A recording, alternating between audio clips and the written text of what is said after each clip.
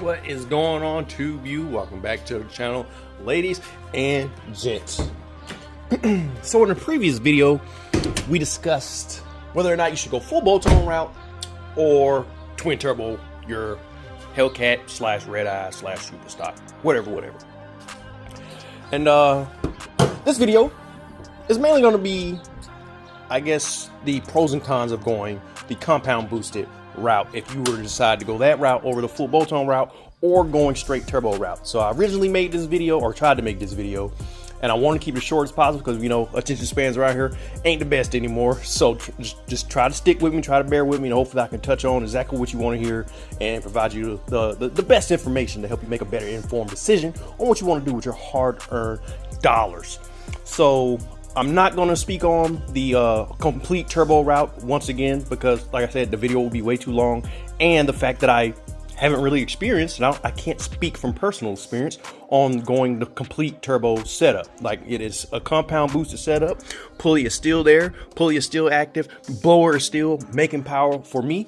Therefore, I can't speak on how a turbo setup actually works and what all you need. I mean, I get the gist of it. I can speak on a couple of things, but you can, you know, kind of gauge what some of this stuff applies to the all turbo setup just based off of what I'm going over, the pros and cons of going with the compound setup. So, but I'm not going to speak on it too much because, like I said, I don't have personal experience with it, and I don't want to really be talking out of my ass like some of these YouTubers out here. So, jumping right into it, we're going to start with the pros. That's what everyone loves, right? The good stuff about it. So first up, we're going to compound setup is you get to save a couple of dollars. So if you go with a full turbo setup, you're going to need to source yourself some type of manifold, some type of turbo manifold. So you could, you know, splurge and get the Demon intake right on Hellion's website. The Demon intake was like seven grand, something close to there. And I think the last time I checked, it was like closer to 8. I'm sorry, but I ain't rich out here, guys. And when I saw that price, I was like, ugh, I don't know about that, Chip. That's a lot. When I added the freaking Demon Performance, because this is like a additional option on the Hellion website, and it's not just the Demon Performance intake. You can get a couple of different ones: Cetera Tuning, Ripple Tune, Cornerstone Performance. They all have their own intakes out there now, and I believe they're a little cheaper. I don't know the prices. Sorry, you're gonna have to do that yourself. But I know for a fact the Demon Performance intake right on Hellion's website, that shit's like 8 grand. So when I added that thing to my cart as an additional option, and watching my price go from $1,100 or $11,000, pause for a second. That traffic, just gonna let them pass. But watching that price go from $11,000 to $18,000, yeah, I just, no thank you. Sorry, that's just a hard pill to swallow, and especially for, I'm gonna be honest with you guys, I'm gonna sidetrack a little bit, but I don't think the Demon Performance intake is that good looking. I'm sorry. Like, it is not a good looking intake to me.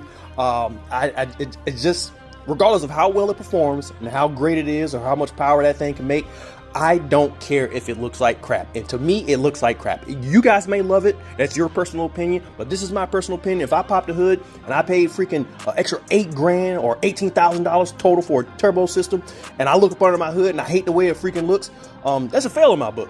That's a fail. And for me, the Demon Performance just does not look good to me. I'm sorry. So that was another reason why I just couldn't justify that cost. Even if it does perform way better and it's way more efficient, I'm sorry. If I pop the freaking hood and it looks like crap, no. That's just a no-go for me. But you may like it, so you can add it to yours. But if you go the compound route, like I said, that is some coin that you get to save because you don't have to buy that intake. You have that big old supercharger sitting right there. Now, the other option is to gut the blower itself. I don't really like that option because although it is, you know, cheaper, it is possibly the cheapest route. I'm pretty sure it is the cheapest route. It does damn good work, but I have seen some stories on the forums and stuff like that when you gut the blower, it's not as efficient as a legit turbo manifold. So there's one guy that I saw that he melted a couple of pistons because he's not getting the proper flow that he was supposed to get through these manifolds. They make good power. I think right around 12 to 1300 is where they start to choke out at if you just gut the blower. So that's still plenty good power. That's enough to get out here and you know, fight a lot of stuff. Another car coming by. It seems to be a busy street today. I don't know what's going on. But it seems to be a great manifold for those guys out there not looking to make too much crazy power. But I feel like 1200 is, you know, I feel like it's pretty good power. But after a while, it does start to choke out, and you do run the risk of, you know, melting some stuff. So once again, not speaking from personal experience, that's just what I read online. So, you know, take that with a grain of salt and do with that information what you will. But you do get to save a couple of dollars by skimping out on an intake and just gutting a blower. But at that point, you ruin a perfectly good blower. I don't know if you can just put the rotors back in there, but I know people, you know, they have no problem gutting the blowers. And for me personally, when I pop the hood of a Hellcat, I want to see this. This is the heart of the Hellcat, man. When people hear or see Hellcats, this is what they think about. This big ass blower. As soon as you pop that hood, just look at it. Ooh, ooh. You do get to save a bit of money by going the compound route over the turbo route. Like I said, you don't have to pay anyone to gut it, or you can do it yourself, but then you ruin a perfectly good blower, and you can't sell the blower after if you want to go. So, you know, it's still going to cost you in some way or form, even if you do gut the blower. And obviously, if you don't buy the turbo manifold, that's a lot of money saved right there, a couple of $1,000 that you get to save by just going the compound route over the full turbo setup. So moving on, I know that first point was pretty long, but you know, I had to make sure I got all the information. So next one is going to be pretty short, sweet, and simple. It's just going to be the noises, man. You get the best of both worlds. Obviously, the supercharger is a lot more muted now. It's not near as pronounced as it once was with that big old open style intake. It sounds closer to what my 2019 sounded like when it was stock, because it had that closed air box, the old school Hellcat air box, the closed style. That's what it sounds like. Like it's a lot harder to hear, but you can still hear it from the inside. But I have gotten comments from other guys who stand outside. Is it even still supercharged anymore? Because I don't even hear it. So it's kind of hard to hear from the outside, but you can definitely hear it on the inside. So that's what really matters, right? It's like you want to hear it, and obviously they're going to hear the turbos. So, you know, if there's one thing that you want to hear, you want them to hear those freaking turbos. So you do get the best of both worlds, sorta. So I'll say about 70-20 or 70-30. Sorry, math's hard. 70-30 for, you know, as far as sound wise goes. 70% turbo noises, definitely, and about 30% supercharger. Like I said, it's way more muted, not near as pronounced. It's a lot harder to hear it, but you know, you can still hear it every now and then. But as soon as you get into boost, it's all turbo all the time. you don't hear any blower as soon as you start getting into boost. Next up is going to be for my racing guys out there. It's obviously going to be the down low power and the torque and stuff like that, whether it be your roll racing or your dig racing. If you're dig racing, obviously, you know, you can just drive it like it's freaking stock. You know, sit there, brake boost it in first gear, second gear, whatever, bring up your RPMs, and, you know, just roll into it. I haven't tried launch control yet. I don't really think it's going to work out too well, simply because it's designed to work with the supercharger and not have, you know, two turbos trying to push through the supercharger while I'm in launch control. So I don't think it's going to work with the compound setup. You can literally come off the line just like your stock, man. Just bring up your RPMs, go out there, have a good freaking time. If you're roll racing or something like that, same thing. Drop it down to your gear, you know, second gear 40 roll or third gear for the 60 roll, and, you know, just let her eat. That's it. Like, it's literally just like stock. If you were to go straight turbo, on the other hand, then you have to worry about getting some type of anti-lag if you're doing roll racing, because obviously you're going to have to build boost. And if you don't build boost when you're racing cars that are in boost, you know, other supercharged cars and things like that, or the other NA cars, like actually fast cars, you're going to give them a pretty good jump because you're sitting there spooling up. These are 64 66s. Obviously, they spool up pretty damn quick. They're not the biggest turbo, and they're not the smallest turbo, so they spool up pretty quick. However, they're not going to be as fast as a supercharged car, or like legit supercharged car, or a freaking, you know, a pretty badass NA build. So it's not going to be as responsive and as quick if you were to go full turbo. But with the compound setup, that's out of the question. You still have that supercharger to help you right there. You're going to be right there with them whenever you 1, 2, 3 go. You're going to be right there. This street is starting to piss me off. Oh, it's the old guy. What's up? I know him. He's cool. But yeah, if you're doing roll racing and stuff like that, compound boost is going to be your best freaking friend, especially since you don't have to worry about sourcing some type of anti-lag system. I don't know of many anti-lag systems. I know we have 2 steps for all of my drag race guys out there. I've seen the videos, everyone at the drag strip with the Hellcats, their turbo cars, and they have tons of, you know, 2 steps and stuff like that to help you get off the line. As far as anti-lag, I haven't seen anything like that for these cars. But if you have, please drop it down in the comments, because I would love to go check it out, because I'm probably going to need to hear it in the near future, because I like to do a lot of roll races simply because, you know, let's be real honest, drag racing is pretty hard on these freaking cars, and I don't like breaking stuff. So if you do know a source of some type of anti-lag for these cars when they go turbo, please drop it down in the comments or point me in the right direction, whatever. But with the compound setup, like I said, you don't have to worry about that. And the same thing goes for the freaking, you know, dig racing guys. You don't have to worry about sourcing some type of two-step system to help you get you off the line, because you still have that supercharger in works. It's still going to be there. It's still going to be making power. It's still going to be building boost right there, no matter what speed RPM you're at. That supercharger is there whenever, before the turbos take over. And once you get up above enough speed, those turbos are going to shine and they're going to take you to the finish line. Point blank, period. Next up on the pros side is going to be the sleeper / uniqueness of the build. So when I look across YouTube and stuff like that, man, I don't see many compound boosted Hellcats. I'm pretty sure as far as active YouTubers who are actively uploading and trying to get content for you guys, I'm pretty sure I'm the only one. I'm not talking about John Schmo, who, you know, has like 5 videos on his channel. He made a Hellcat, a compound boosted Hellcat, and rarely ever freaking posts. I know I'm not the only compound boosted Hellcat ever. Obviously, that's just not the case. But I'm saying, as far as active people out there, I'm pretty sure it's the only one. Everyone else is pretty much ditching their blowers and going straight turbo, because there is a good reason for that, and we'll get into it in a little bit. But everyone else is straight turbo. As far as, you know, compound setups is a pretty unique setup, and, you know, it works. It still works. And, you know, a couple of those pros up there that I already named is why I went with this setup. And obviously because it's still a unique, and for anyone who's like looking at the car, it looks pretty much stock. Even you come back here, there's no, like, unless you know exactly what that freaking tire is, you're gonna assume it's just a stock ass Hellcat, like point blank, period. Even out the back of it, out the back, you can't really hear the turbos, especially when I'm driving by. You can't hear the turbos. Only time you hear them is when you're next to me and I start downshifting and start spooling up. Then you can hear the turbos, and then you're gonna be like, uh-oh, something ain't right.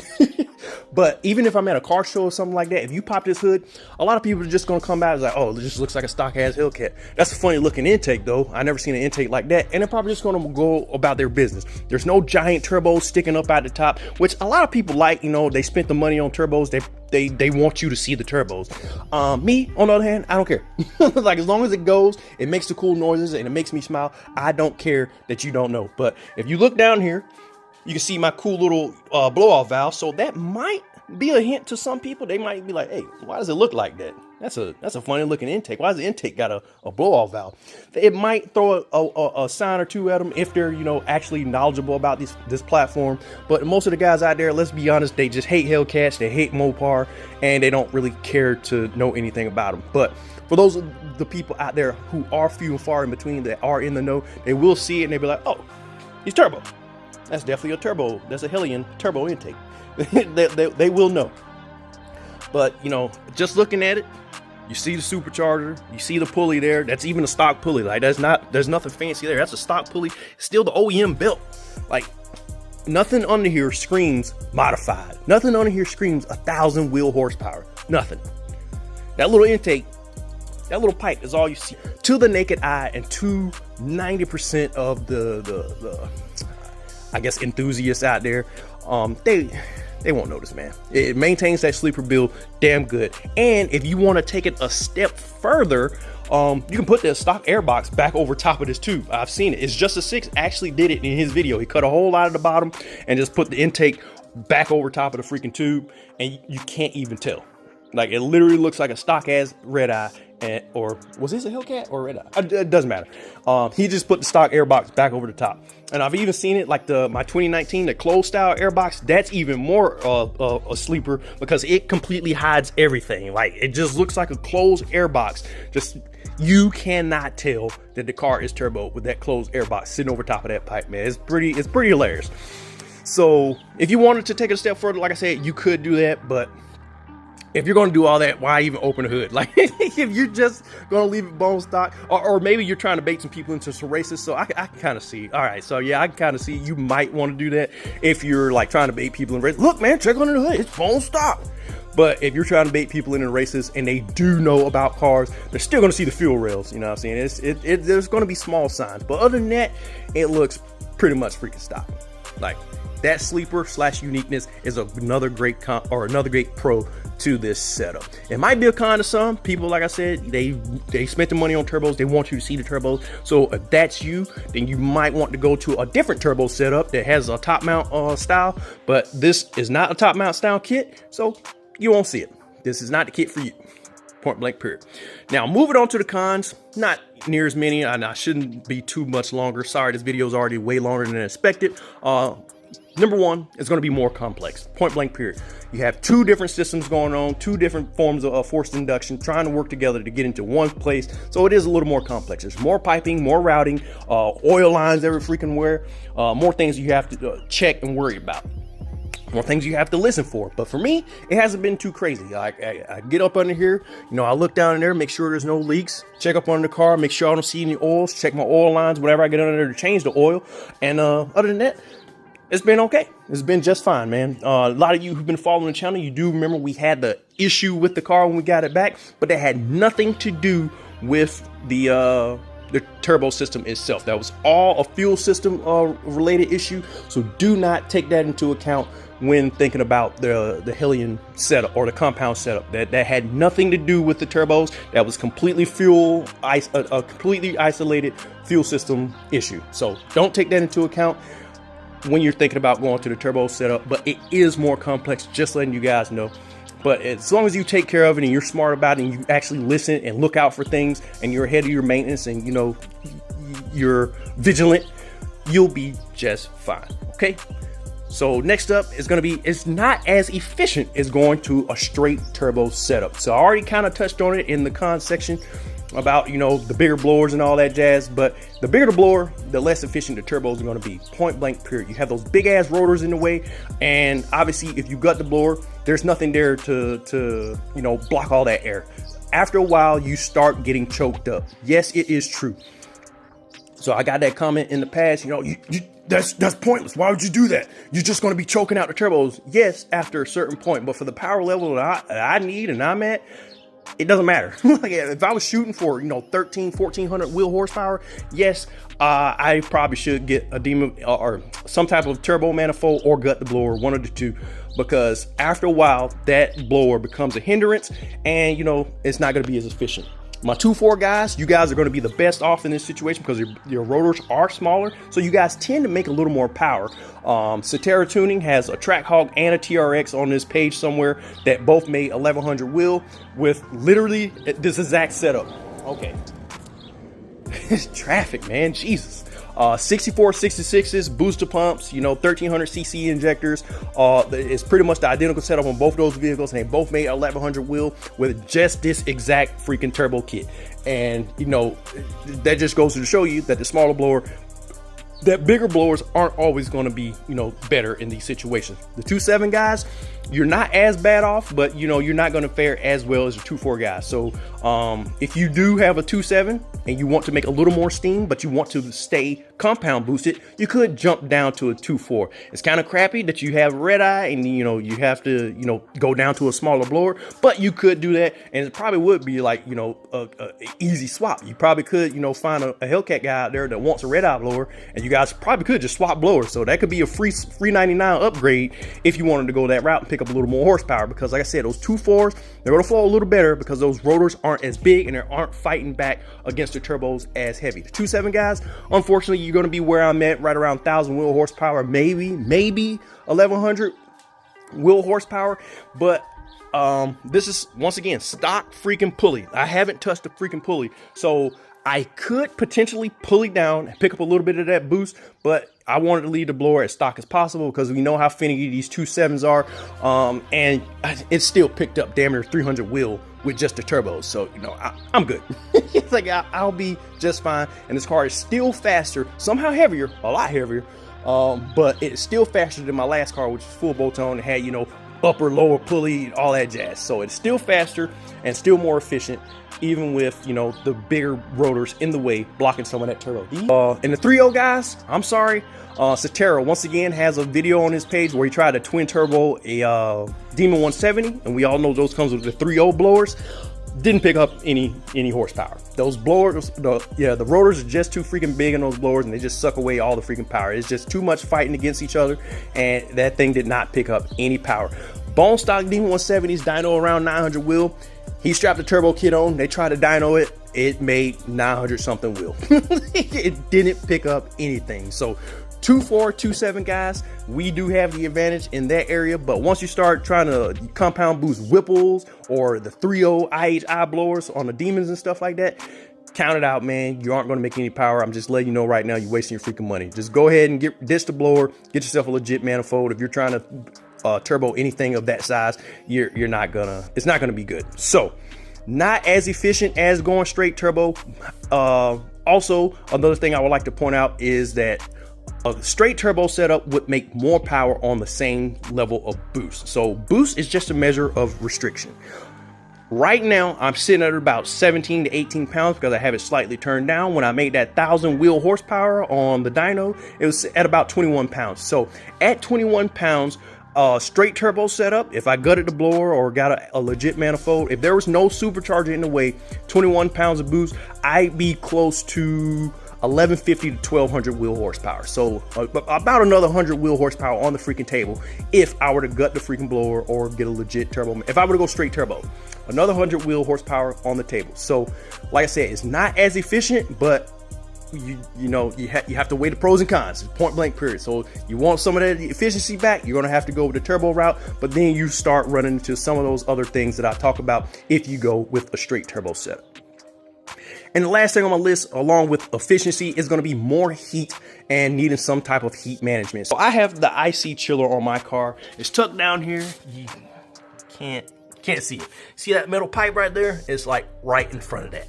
But you're gonna have to take my word for it. I do have it on the car. It's installed. It does work, and it does help keep the temperatures in check, especially in the summertime where it gets hot. So you have the blower. It's making boost, and boost makes heat, right? You have the turbos. Boost makes heat. So 2 little heat sources down there, coupled with the main heat source sitting up here, and things get really hot really quick. So you're gonna need some form of heat management. I'm telling you right now, you might be good to get a couple of passes in, but once summertime comes around and you're trying to daily drive these things, your car is gonna hate life. Like, get yourself some sort of heat management, because the supercharger along with those turbos, they put off some freaking heat, man. Like when I park this car in the garage at nighttime, I come out here, the entire garage is like 20 degrees warmer than being outside.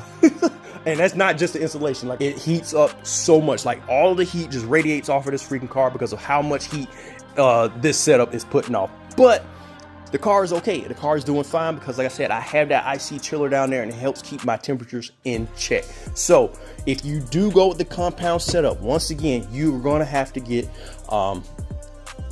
you don't have to, but you're definitely going to want to get some sort of heat management, whether it's the IC chiller or some other type of chiller out there. Get yourself something to help manage IATs and IC temps. I'm telling you right now, this thing puts off a lot of heat. Is like I said, it's not as efficient, so it's going to fall under a con. It's not as efficient as going to straight turbo setup, but it does get the job done.